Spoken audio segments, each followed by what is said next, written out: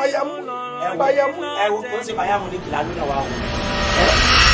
Àní sójà lónà wa kan pariwo Bayamu ní kìní Bayamu ní kíkọ́ lónà wa. Ẹ wo bí Ọlọ́run ní jẹ́ gbogbo wa rí gbà tí sójà o. Bẹ́ẹ̀ ṣe wo sójà tí ọwọ́ ìgbà tí sójà tó bá múyàn tó bá ṣe gbà á. Ilé kejì ni wọ́n ti bá yàn pariwo pé lágbájá ti lọ o. Èkó di gbére o, àwọn sọ̀nà lẹ́kún oge. Àwọn iṣẹ́ bàbá ń wọ bọ́ọ̀lù. Èmi ò wọ ọ̀rọ̀ La Liga náà ń sọ yìí. Ẹ gbọ́. Premier League ni.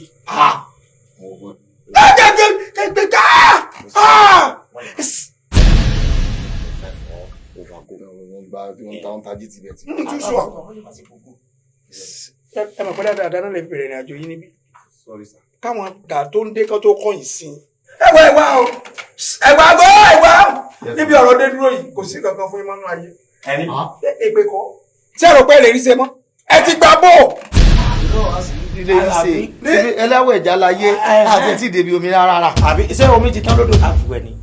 Ẹ wò mí ẹ lè wẹ nǹkan kẹ́kọ̀ọ́ já mọ́. Àfi kétẹ́mi yín bá fẹ́ já lóde ẹ̀kú. Torí ẹ ti dà nǹkan rú mọ́ra yín lọ́wọ́. Ẹ wò mí ẹ jẹ́ sọ pé nìkan mi ò tọrọ dé o. Ẹ wò kò sí ẹnìkan tó lè ṣògùn fún iláyé mọ́ kó jẹ́ rárá. Ẹ lọ wá iṣẹ́ sí ẹ bẹ̀rẹ̀ sí yí sí ọwọ́. Tá bá ṣe owó máa kò lè ṣe. Kò lè kọ́ fi yín gangan ṣé kò lè jẹ mọ́. Ẹ wọ èmi ò kọ́ sí ọwọ́ àti pé sójà ló nà wá sójà ni. Ṣé ìwọ ọmọ múmẹ́ǹtì sójà ni? Ṣé ọmọ bí ẹ ṣe ń wọlé bí ẹ ṣe ń jáde? Ẹ bọ́n ti wọlé bọ́n ṣe ń jáde. Ṣé wọ́n mọ̀ pé gbogbo èèyàn láti fòrò lẹ́kọ̀ọ́ lé? Very sorry o.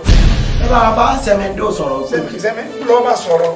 Sórí wọn ga ó yẹ kí ti gbàdúrà kí Boko Haram gan pa sójú ogun kánà pa ni ṣe yóò kó tiẹ̀ báyìí báyìí. Kó tiẹ̀ bá mi mú ta o.